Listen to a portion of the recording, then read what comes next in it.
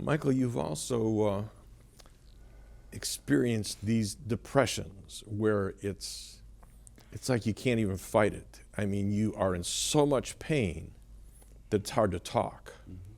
Okay? And so you go away into your basement room, and when you get down there, what do you do? Well, you can pull away and burrow down. Before my fourth back surgery, I laid on the floor on a twin mattress with my feet at a 45-degree angle for 23 and a half hours a day. And I would literally crawl across the carpet into the restroom and crawl back. Cindy would change my little pallet, and I waited for about 3-4 weeks before I could have the next surgery. And it was dark. I was not cheery.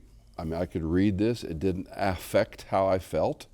And I know enough about myself and the human condition that I'm not going to beat myself up because I'm discouraged right now, that there is some hope in the future.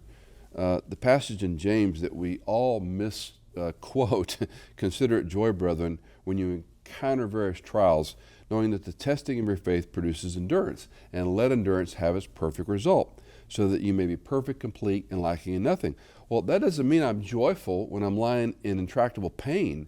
What James is saying, consider it joy, parentheses, because endurance is going to have an impact on you later, and you'll look back and say, by God's kindness, I endured those 3 or 4 weeks on my back. By God's kindness, you endured being in a striker frame on and off for 2 years. By God's kindness, and that gives you then the courage to look forward to say, this isn't the first rodeo. In God's great kindness, my choice is, will I persevere? Will I do the next thing? Try to be civil. I don't have to be super spiritual. I'm just not, John.